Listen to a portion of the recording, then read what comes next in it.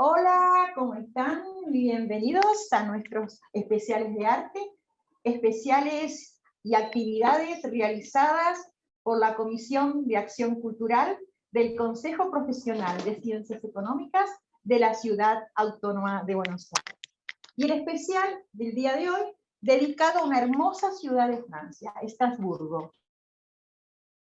Estrasburgo, que es una ciudad, como le decía, especialísima y muy, muy especial también, porque nos va a exponer, nos va a hacer conocer esta maravillosa ciudad muy emblemática en cuanto al arte, una especialista en el tema, una especialista dedicada al arte por su formación, por sus investigaciones, por su nivel académico, por su docencia en el arte. Ella es nada más ni nada menos que la licenciada Jorgelina Ghirotti, a quien le doy la bienvenida y le agradezco infinitamente que haya aceptado nuestra invitación para mantener una charla con la periodista del ciclo, Alejandra Boada. Pero antes de dar comienzo a esta esperada charla, también quiero decir que es especial porque Jorgelina acaba de llegar de Francia, acaba de visitar varias ciudades emblemáticas, importantes a nivel cultural de Francia, entre ellas Estrasburgo. Así que muy agradecida porque compartas esas experiencias, para que nos hagas conocer un poquito más de esta maravillosa ciudad. Así que creo que también es especial por tu reciente llegada desde tan lindo país. Y antes de dar comienzo a esta charla, como les decía, me gustaría presentar una pequeña o una reseña curricular de Jorgelina. Jorgelina es licenciada en Gestión e Historia de las Artes, especialista en Curaduría de Arte Contemporáneo, profesora de nivel medio y universitario en Gestión e Historia del Arte, maestranda en Curaduría de Arte Contemporáneo y doctoranda en Historia en la Universidad del Salvador. Investigadora del proyecto Monumentos y Esculturas de Buenos Aires, Genealogía de la Curaduría y Artes Electrónicas en Buenos Aires. Jorgelina publicó Curaduría Urbana en Curaduría, una aproximación genealógica, Memoria Cristal, Presente y Pasado, Imágenes Mutuas. Fue curadora del espacio de arte de la Alianza Francesa de Martínez y de numerosas muestras de arte contemporáneo. Es docente universitaria de grado en las cátedras de Curaduría del Patrimonio Artístico y en prácticas profesionales 1, 2, 3 y 4 en la Universidad del Salvador. Es miembro del Consejo Académico de la Facultad de Historia, Geografía y Turismo de la USAL. Es jurado del Consejo Profesional de Ciencias Económicas de la Ciudad Autónoma de Buenos Aires en los concursos anuales de artes plásticas. Fue coordinadora y operativa de MACBA. Y actualmente Jorgelina vive y trabaja en Buenos Aires. Y ahora sí, antes de dar paso, doy paso a esta tan esperada, por lo menos para mí, charla. En lo personal, Jorgelina, muy agradecida y muy admirada, toda mi admiración por tu nivel académico, por tu nivel de conocimiento en el área de arte, y en lo personal, en lo particular, a nivel personal, este desarrollo de vínculo, de desarrollo amistoso que estamos teniendo y compartiendo lo que tanto nos gusta, que es el arte. Así que ahora sí, Alejandra, te doy paso para que des comienzo a esta hermosa charla. Gracias a ambas, un placer. Gracias, Gracias, Mirta. Bueno, ¿qué tal, Jorgelina? Bueno, qué interesante tu recorrido por Estrasburgo. Vamos a situarnos un poco en el mapa. Estrasburgo está en Francia, a casi 400 kilómetros de París. Contame un poco de la importancia de esta ciudad. Bueno, Estrasburgo, sí, como dijiste, está situada a 400 kilómetros de París y tiene una situación estratégica en lo que es el continente europeo. Ya de ahí, digamos, deriva su nombre, ¿no? Strasbourg, que viene del alto alemán, vía, camino, burg, casa, fortaleza.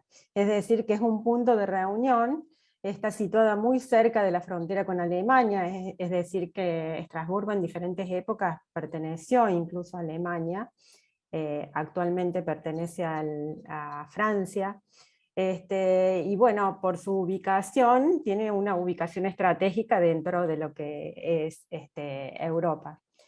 Es una ciudad culturalmente muy provechosa, es decir, tal es así que sus organismos culturales, tanto el teatro como la ópera, son a nivel nacional, tal como la capital, París, es la segunda ciudad en importancia en este momento, y además de congregar hechos históricos,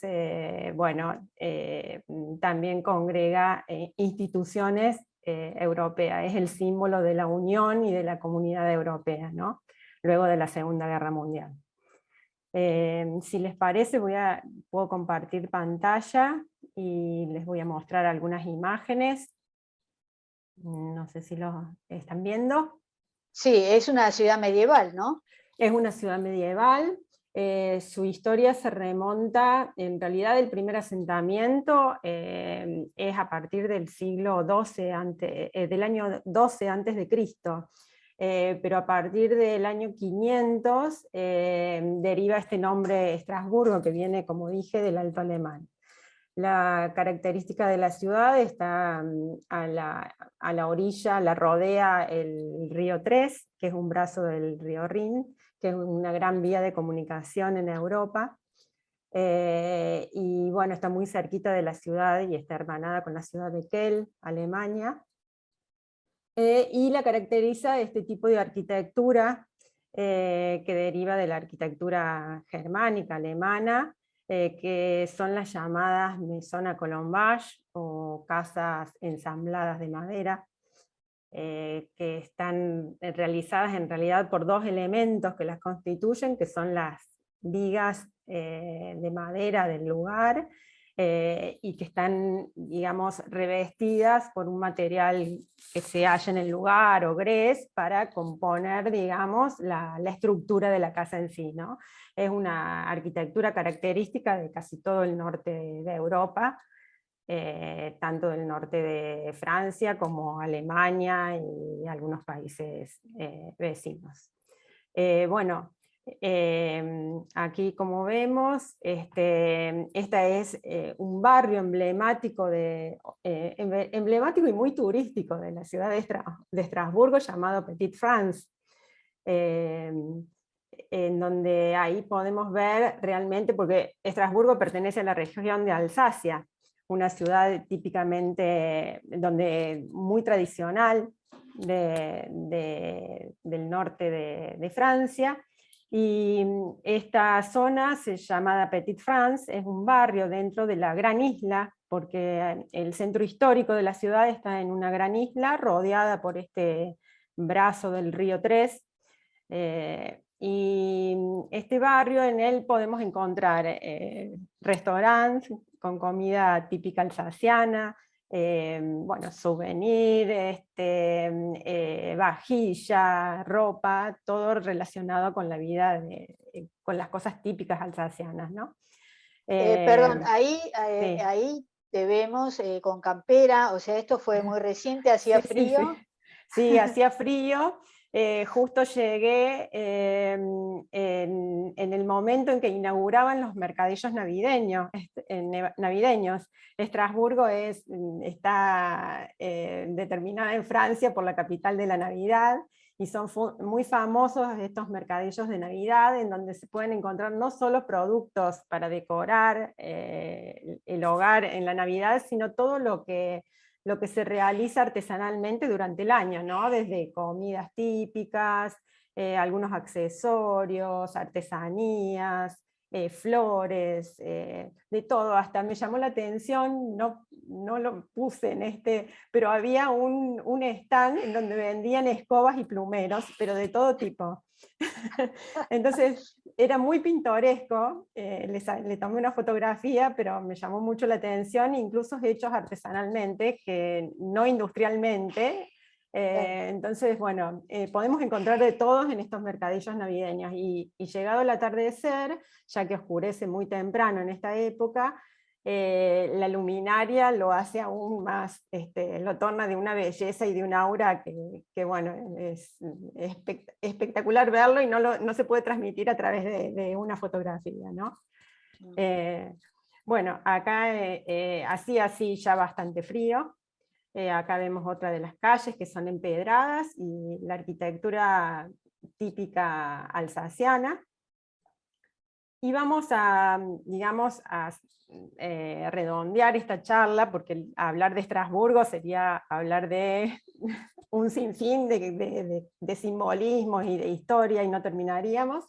Entonces centré la charla en dos cosas que son dos monumentos y dos instituciones que son emblemáticas y que hacen un poco a la historia de Estrasburgo, y nos pueden mostrar a través de la historia y de las imágenes, un poco la historia y la cultura del lugar, ¿no? Bueno, este es el Parlamento Europeo. Como sabemos, Estrasburgo es la capital del Parlamento Europeo. Este es el edificio. El edificio está construido, fue inaugurado en 1999, y está construido en dos elementos de la arquitectura contemporánea, que son el acero y el vidrio, emblemáticos en la época, y tiene dos formas. Una que tiene que ver con lo clásico, que es el círculo, y otra que tiene que ver con lo elíptico, que acá en esta imagen no se vislumbra, pero desde la orilla del río se puede ver que toda la zona baja del edificio tiene una forma elíptica, que es la forma barroca, ¿no? Entonces une como dos pensamientos, dos tipos de pensamiento. En Estrasburgo no solo está el Parlamento Europeo, sino que también está el Tribunal de Derechos Humanos Europeo, está también la Farmacopea Europea, y la defensa del consumidor, ¿no? Así que se reúnen aquí, por eso es símbolo de la Unión Europea, es una ciudad símbolo de la Unión Europea, y casi todos sus elementos van en ese sentido. Este edificio es llamado Louis Weiss, en honor a una política francesa, activista, feminista, y bueno, a eso se debe su nombre. Así que bueno, y ahora vamos a entrar en unos de los símbolos de Estrasburgo más bellos que tiene la ciudad, que es la Catedral de Estrasburgo. La catedral está situada en el centro histórico de la ciudad. La ciudad está conformada por una gran isla rodeada de este canal o río 3, en donde uno puede recorrerlo en bato, o sea, se toma el bato en una estación y se puede ir descendiendo en distintos lugares, y ahí a la orilla de este canal 3 podemos ver diferentes instituciones, ¿no? Bueno, la Catedral de Estrasburgo, aquí tenemos otras vistas de la catedral. Estas imágenes fueron tomadas por mí, así que bueno, no son totalmente profesionales, pero bueno, lo que quiero mostrar es que la catedral pertenece a diferentes épocas, tiene como dos estilos. En estas imágenes podemos ver diferentes fachadas, y en la tercera podemos ver una maqueta realizada en bronce, que está a un costado de la catedral, y en donde podemos hacer una lectura rápida de los distintos periodos de construcción de la misma. ¿Voy bien? ¿O querés Sí, que- más o menos, ¿cuánto tardaron? Más de 400 años, ¿no? Desde el Sí, comienzo. 400 años como para, digamos, culminar, ¿Aproximado el pero año? en realidad la primera base cuando se decide realizar una catedral remonta al año 1015. Se comienza a realizar la primera catedral, que más o menos hermanada con la de la ciudad alemana de Magunta, en estilo románico, porque en ese entonces todavía el gótico no estaba instalado en Europa. Y se termina la primera catedral en el año 1030 aproximadamente, 1050. Luego se decide realizar una nueva, o sea, sobre lo que estaba, se comienzan a hacer reestructuraciones, y bueno, lleva 4 siglos llegar a este momento, ¿no? Aunque después tuvo luego diferentes reformas, incluso hasta el siglo XVII y XVIII. Se le fueron agregando, fue expoliada, o sea, tuvo, digamos, son 10 años de historia en donde sucedieron muchísimos acontecimientos que, bueno, fueron, pero bueno, esto es lo que hay hoy, ¿no? La Bueno, catedral. vos hoy, o sea, hace un mes, entraste por primera vez a la catedral y ¿qué es lo que más te impactó de lo que viste? Bueno, sí, pude ingresar después de haber estado cerrada, había muy poco turismo, porque recién se están abriendo algunas instituciones y museos por toda la situación de pandemia. Eh, lo que más me impactó de la catedral, en realidad, es afuera, es el exterior. O sea, la fachada de la catedral es impresionante. O sea, pertenece al estilo gótico tardío y está realizada totalmente en piedra de arenisca rosa. Por eso debemos ese color. Ven que tiene en el fondo un color rosado. Eh, y bueno, la verdad es que la talla de las imágenes exteriores es alucinante. No terminas de ver y de mirar, o sea, nunca. Entonces, bueno, la fachada la verdad que es lo que más me impactó. Y después, dentro de la catedral, hay, digamos, como 3 o 4 espacios que también son impactantes, que ahora los vamos a ir viendo. Quisiera un poquito mostrar, bueno, esta es la fachada de día y de noche. O sea, de noche también es impactante por la luminaria y por cómo la podemos visualizar, ¿no? Acá podemos ver la puerta frontal de la catedral. Esta catedral tiene una particularidad diferente a las otras en cuanto al tallado del rosetón, que es lo que está arriba del tímpano. El rosetón es, digamos, único en su especie, ya que en general los rosetones de las catedrales góticas tienen plasmados en sus vitrales imágenes de la vida de Cristo, o imágenes religiosas. En este rosetón, que vamos a ver en una imagen siguiente, como ustedes ven, lo que se ve son espigas de trigo. Acá a la izquierda vemos la parte exterior y a la derecha la interior, la vista interior. Esto se debe al auge comercial y económico de la ciudad, ¿no?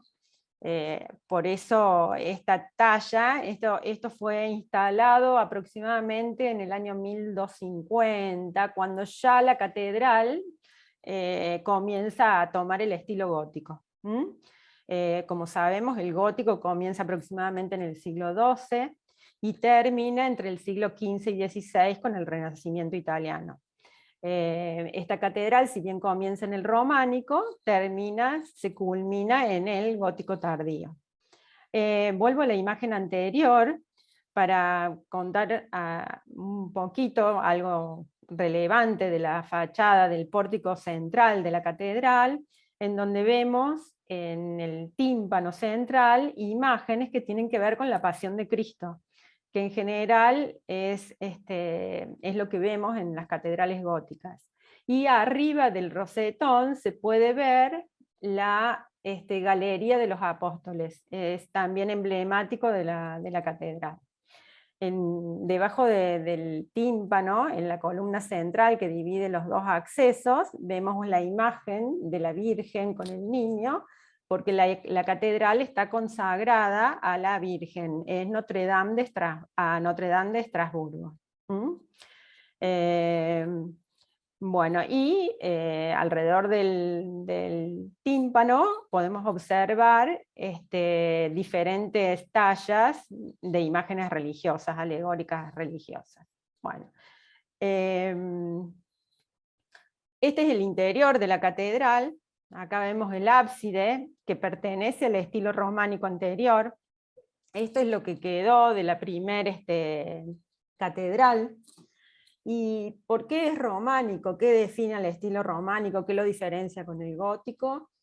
Bueno, primero el arco de medio punto. O sea, el estilo románico es característico por el arco de medio punto, o arco romano, diferente al gótico, que de lo que, digamos, el porqué del gótico es elevar, o sea, elevar las catedrales, la altura y la luz interior, ¿no? Por eso todos estos vitrales con luminarias, con diferentes colores que generan en el espacio un espacio teatral, digamos, ¿no? Con la luz del día, con los diferentes momentos del día, va generando diferentes espacios. Es como un curador natural, la luz que se genera dentro de estos templos. Entonces dijimos que el ábside es de estilo románico porque tiene el arco de medio punto, tiene la forma es de tambor, de medio tambor, también característico de este periodo, y la decoración del ábside, si ustedes alcanzan a observar, está realizada en bandas laterales y con un estilo bizantino. El bizantino es significante por los mosaicos dorados, ¿no? Por el mosaicismo. Entonces, bueno, por eso determinamos el ábside quedó de la época anterior. Acá podemos observar algo que también es aquí. Esto lo traigo, o sea, lo que tomé fueron detalles importantes de la catedral, y el vitró del ábside es muy importante porque este vitró fue reconstruido en un periodo de posguerra, gracias a un proyecto del obispo de ese momento, en el año, se concretó en el año entre el 50 y el 60 aproximadamente, y es símbolo de la hermandad europea, símbolo de la paz y la hermandad europea. ¿Por qué? Porque el proyecto conllevaba realizarlo nuevamente, luego de que había sido bombardeado en la Segunda Guerra Mundial, y o sea, tuvo varios procesos, y fue realizado con el aporte de 12 países y algunos mecenas particulares.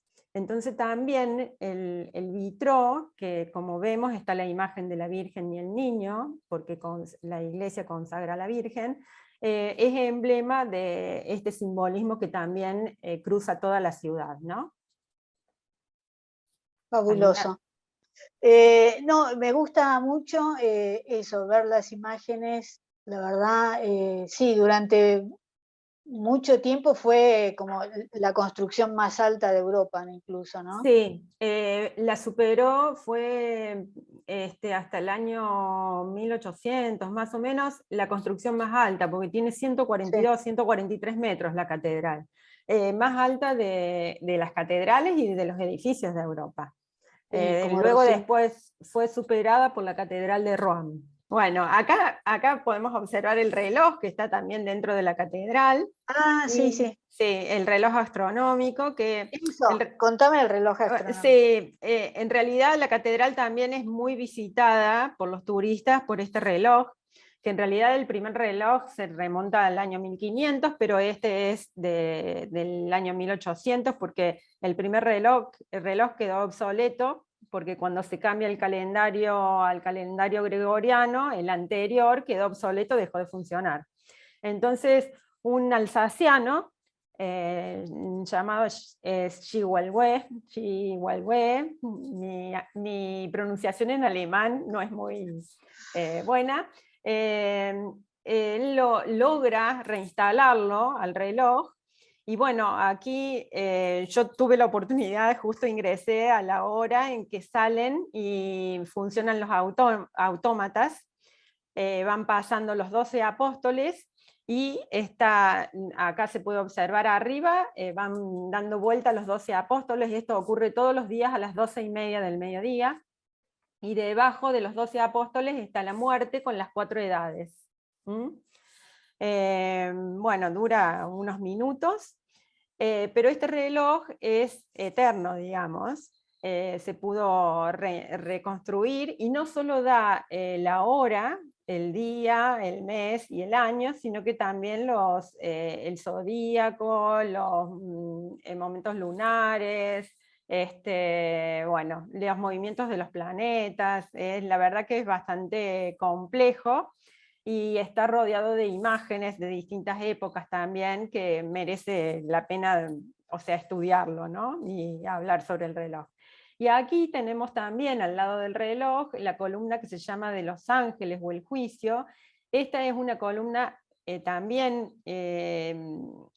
muy visitada en este espacio, ya que en realidad fue hecha en el momento en que la iglesia comienza a anexarse lo que es la estructura gótica, ¿no? Para resolver la ampliación del transepto se agrega esta columna, y el arquitecto realiza esta decoración a modo de otras catedrales góticas del momento, ¿no? Como sabemos, el gótico nace en el norte de Francia por la orden de Cister. La primera catedral gótica es Saint-Denis de Cister. Bueno, acá tenemos una imagen más clara de lo que es el reloj. Y acá llegamos al lugar donde, para mí, digamos,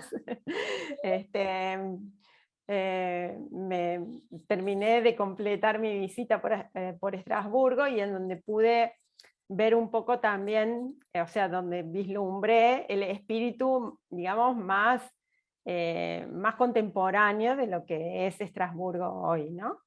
Bueno, O sea, el Museo de Arte Moderno y Contemporáneo.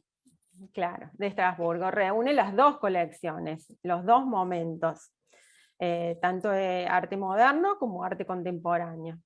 Este museo fue inaugurado en el año 98, en 1998. El arquitecto que lo realizó es Adrien Feisenberger, que es el mismo que realizó la geoda en la Villette de París, en el Parque La Villette. Y bueno, el museo alberga la colección de arte moderno y contemporáneo desde el año 1870 hasta la actualidad. Acá vamos a empezar un poco a hablar de lo que vemos en el exterior.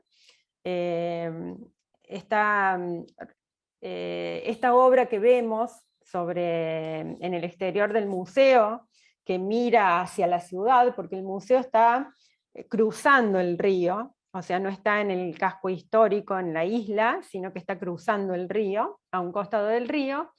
Esta obra pertenece a un artista italiano llamado Mimmo Palladini, perteneciente al movimiento de la transvanguardia italiana, y lo que se llama Hortus Conclusus es un caballo que está realizado en bronce y en pan de oro, mide 4 metros por 4 metros, y está mirando la ciudad desde el museo.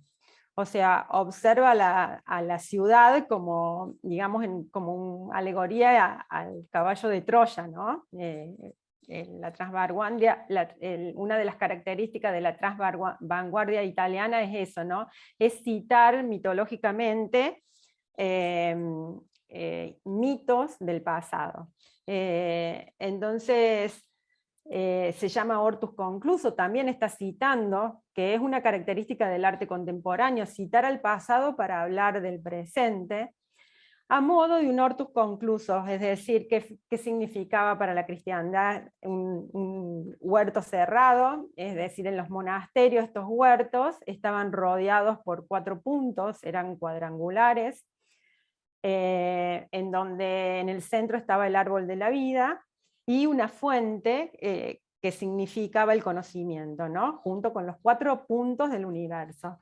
Esta escultura, digamos, significa un poco eso, es decir, es estar en el hortus conclusus, en el museo, en el centro del conocimiento. Entonces, bueno, esta es una de las características del arte contemporáneo, ¿no? De que a veces decimos, uy, no entiendo, no sé lo que pasa, porque en realidad, o sea, de eso se trata, el arte contemporáneo cuestiona y nos invita a conocer más. No es solo la imagen, sino es también preguntarnos por qué hortus conclusus a un equino que está realizado en bronce y en placas de oro. Entonces, bueno, por ahí vamos un poco con el arte contemporáneo. Luego seguimos con estos murales que rodean a todo el museo. Estos murales están realizados por un colectivo de arte que viven en la ciudad de Brooklyn, que son de Brooklyn. Ellos en realidad se hacen conocidos, se llama Filet, el grupo, son dos amigos de la infancia que se reúnen y forman un colectivo de artistas. Ustedes saben que el arte contemporáneo tiene mucho de esto, de colectivos que tienen un nombre, y detrás de ese nombre colectivo hay personas. Este grupo en realidad comienza a hacer arte en callejero, graffiti, pero en realidad se hacen conocidos cuando los invita la Tate de Londres en el 2008, e intervienen en toda la sala, o sea, toda la fachada exterior de la Tate. Luego realizan también murales en Nueva York, en Times Square, en Lisboa, y acá son invitados cuando se cumplen los 20 años en conmemoración del museo, para realizar estos murales exteriores. ¿De qué trata la obra de ellos? Ellos van tomando palabras de la gráfica, del cine, de la realidad.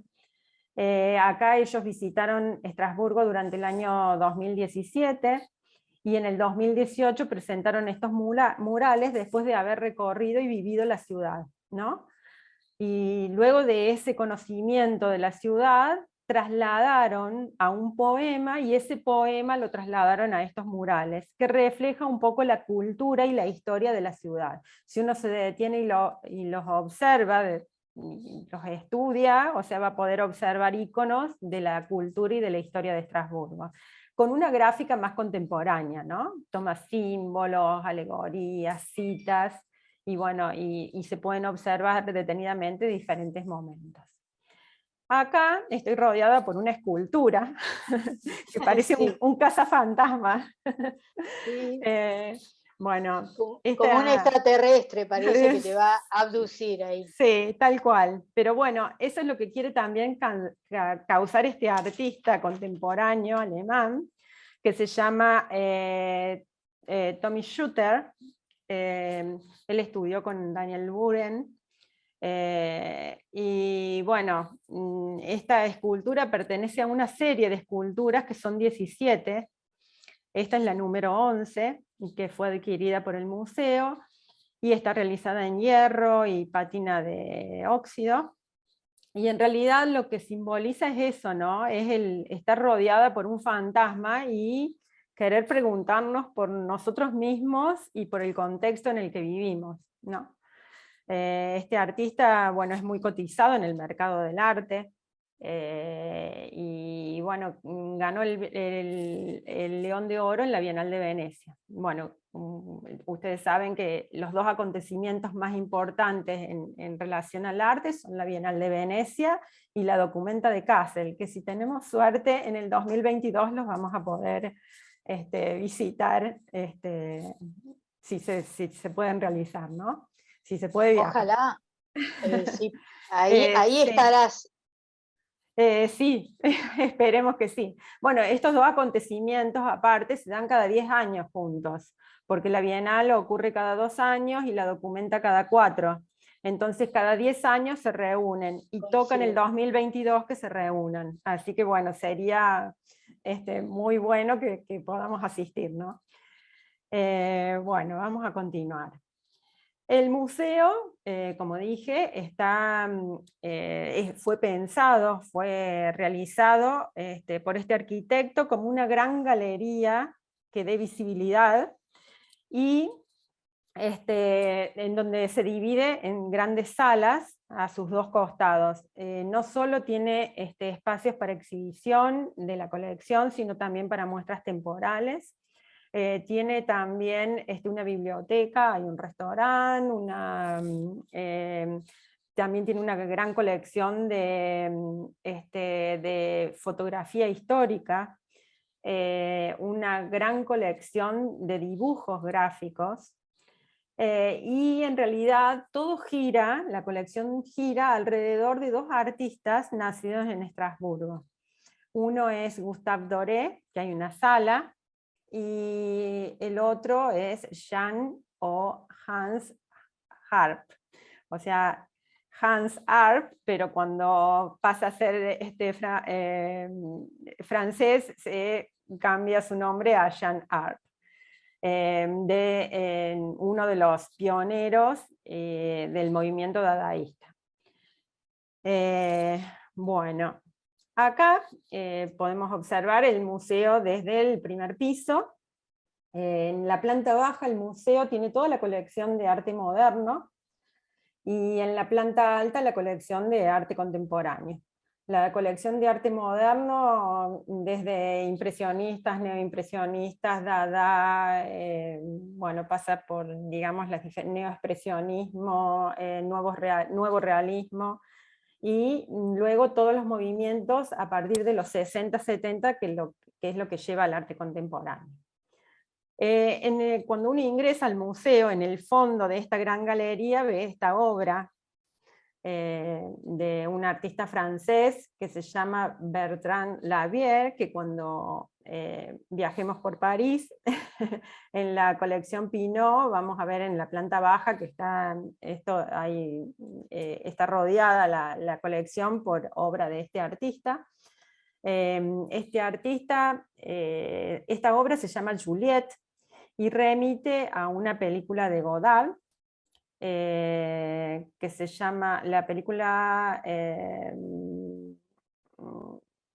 bueno, no recuerdo el nombre, que en realidad termina la película con este auto de marca Alfa Romeo, y que se llama Juliette. El modelo es Juliette, o sea, hay también como un juego de palabras, ¿no? Romeo y Juliette, el artista Claro. toma esta obra que en realidad la saca de un lugar de chatarras, y la pone como obra de arte, para que el espectador, o sea, haga su propia lectura, ¿no? Él sigue la escuela de Duchamp, de Marcel Duchamp. Ustedes saben que Marcel Duchamp fue el precursor del ready-made, y él dice que esto no es un ready-made, o sea, no es algo listo, sino que es un ready detoyed, o sea, algo que no está listo, algo que está destruido. Entonces, bueno, él en general toma objetos que nos rodean en la vida cotidiana y le da un poco de dramatismo y humor para que el espectador haga una relectura sobre qué es el arte y qué es una obra de arte, ¿no? Es muy interesante su obra. Bueno, ingresando a la primera sala de arte moderno nos encontramos con esta obra. Me gustó ponerla porque, aparte de que admiro mucho la obra de ella, de Niki de Saint-Paul, estas nanas Elizabeth que remiten a la mujer y al feminismo. Niki de Saint-Paul fue la mujer de Tinguely, pertenece al nuevo realismo francés. Ella, bueno, tuvo una vida bastante dramática y bueno, realizó estas obras llamadas Nana. Acá muy cerca podemos encontrar una de sus fuentes en la Pinacoteca de San Pablo, hay una obra de ella.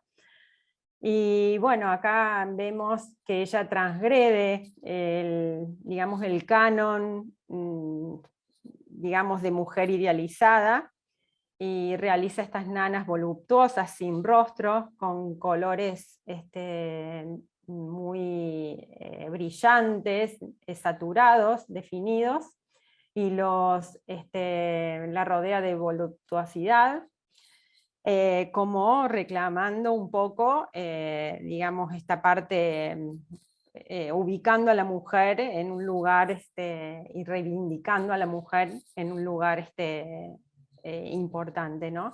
El nuevo realismo sale del canon de los objetos tradicionales de la época y comienza a utilizar otros materiales para poder, digamos, hablar en otro lenguaje, ¿no?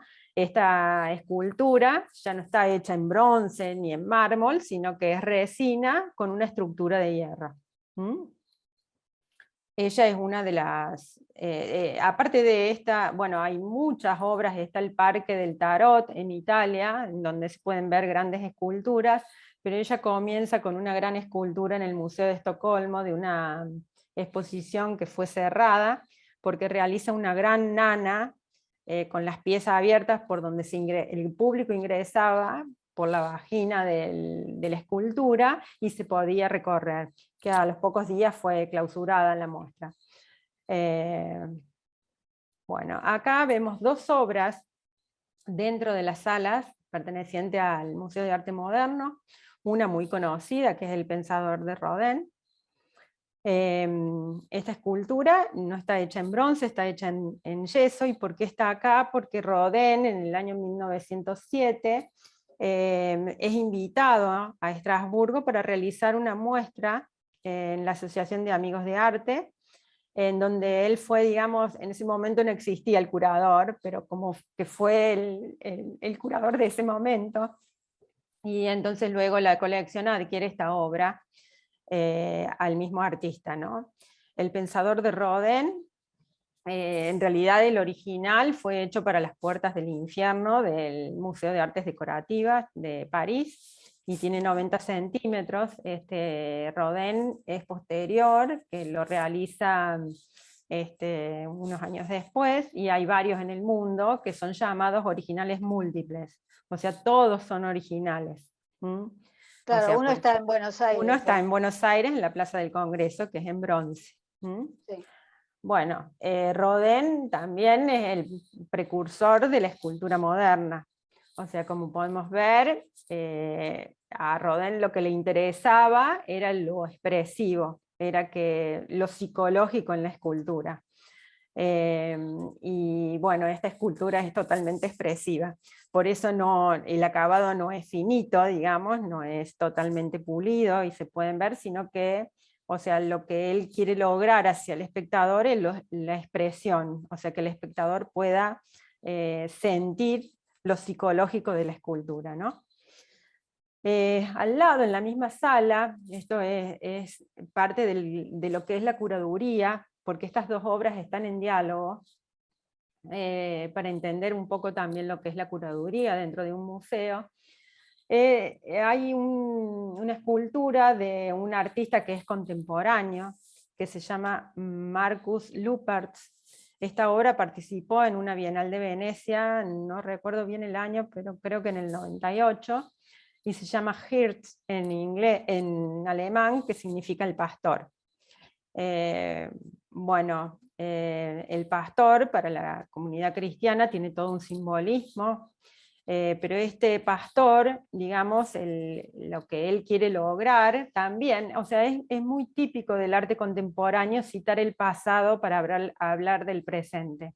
Es decir, lo que hace el arte contemporáneo es eso, es volvernos para atrás, que nosotros nos remitamos a la historia y que veamos cómo está funcionando la historia en el presente, ¿no? ¿Qué nos puede decir la historia para aprender y ser mejores en el presente?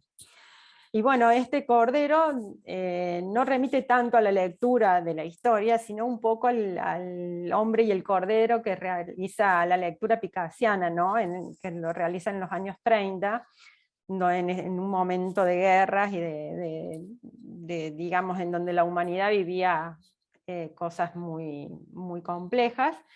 Y lo que quiere hacer ver con esto es eso, ¿no? Es el hombre defendiendo al hombre o el hombre comiéndose al hombre, ¿no? Hay como una ambigüedad de lecturas.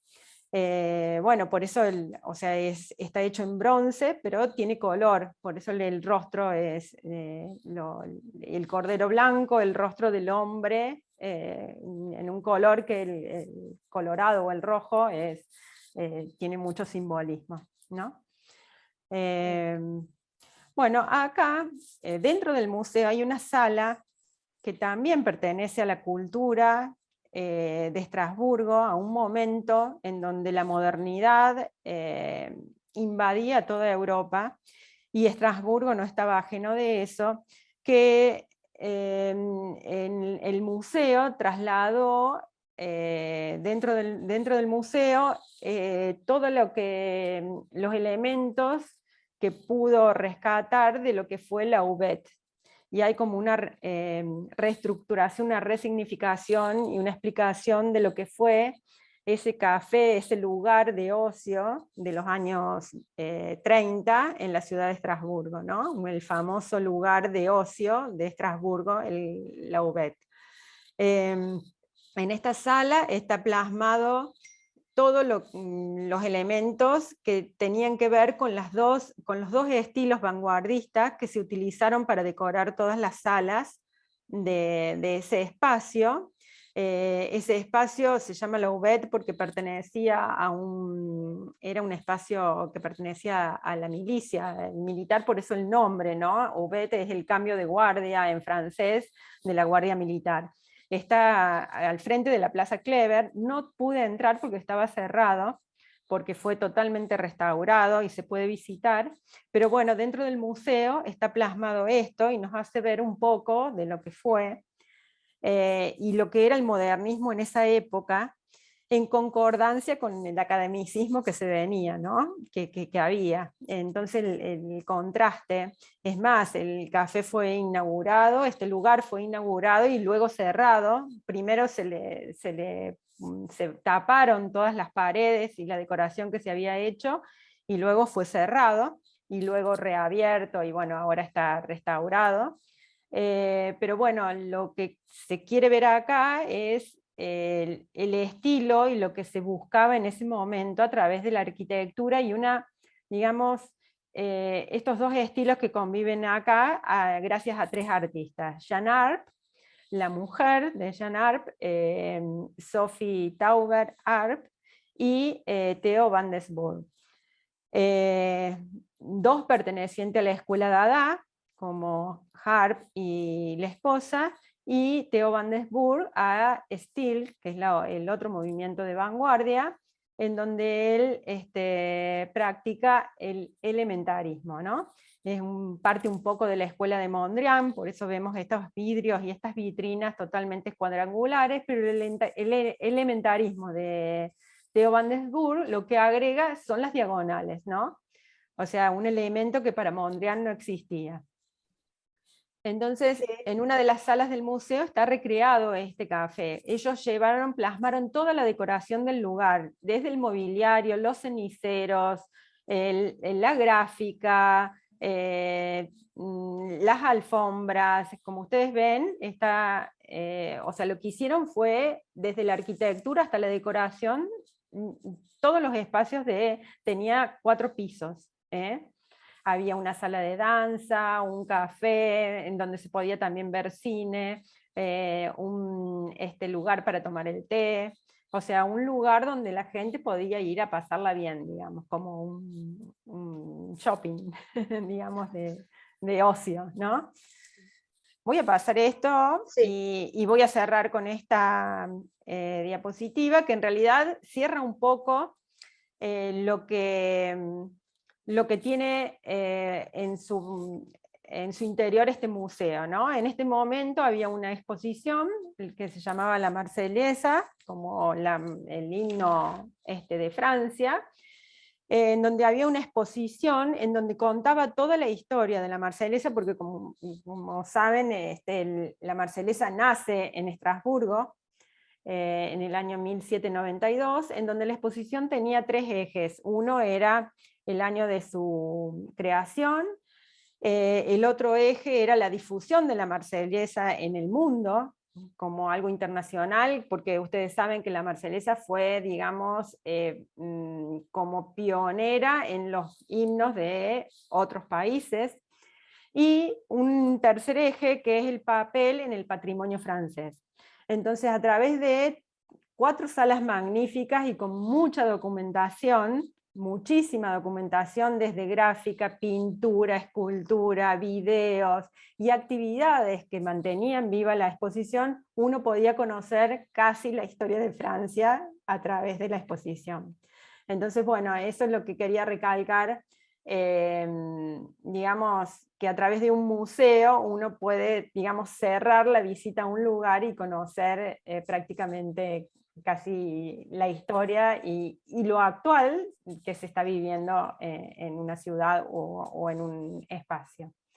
Y bueno, Fabuloso. después está la imagen de Gustave Doré, que también nació en Estrasburgo, y su obra emblemática, aunque él es más conocido por sus dibujos, ya que él realizó el dibujo de la Divina Comedia de Dante, de la Caperucita Roja de Perrault, de la Biblia, del Quijote de la Mancha. Bueno, es conocido más por eso que por su obra pictórica. Muy bien. Muy No bien, sé la si... verdad, no, es fabuloso, por supuesto que esto da para hablar muchísimo más, pero bueno, es dejarle un resumen a la gente de tu paso por Estrasburgo. La verdad, viajamos un poco en el tiempo, a mí me encantó, así que bueno, el próximo encuentro seguiremos hablando un poco más, ya ahí nos vamos a ir a París seguramente, ¿no? Bueno, cómo no, encantada y muchas gracias al consejo, a Mirta y a vos, Alejandra. Bueno, muchas por gracias. invitarme. Gracias. Muchísimas gracias, Jorgelina. Realmente ha sido un disparador, porque creo que nos quedamos todos muy motivados. Es una exposición impecable, maravillosa, además que estando vos ahí, creo que por lo menos en lo personal, como digo, es un disparador para seguir enterándome y aprendiendo de esta maravilla. Realmente hoy conocí un montón de cosas totalmente desconocidas para mí, así que encantadísima. Gracias también a Alejandra por acompañarnos en este ciclo, y como dijo también ella, nos va a encontrar con muchísimas más ganas ahora en tu recorrido en otra hermosa ciudad como es París. Y además, no solo esto, sino como con tu forma de expresar, con tu didáctica, con tu tan impecable exposición, me parece que vamos a seguir trabajando juntas, porque para mí hoy fue maravilloso. Y también leyendo tu currículum, es como que hay un montón de campos para accionar y que podemos desarrollar en conjunto. Así que en lo personal, muy contenta y ya esperando nuestro próximo encuentro. Gracias, Jorge. Gracias, Alejandra. Nos encontramos entonces en la próxima exposición de tu tan lindo viaje, que tiene que ver con la cultura y que nos hagas conocer tanto el arte y la cultura del mundo. Y solo me queda ahora, como lo hago siempre, despedirme de todos ustedes, agradecerles también que nos acompañan en cada ciclo, en cada entrega, así que nos vemos, Dios mediante, en nuestra próxima entrega. Que estén todos ustedes muy, pero muy bien. Gracias, chao, chao. Gracias, Chao, chao. chao. Chao, Jorge, chao. Ale, gracias.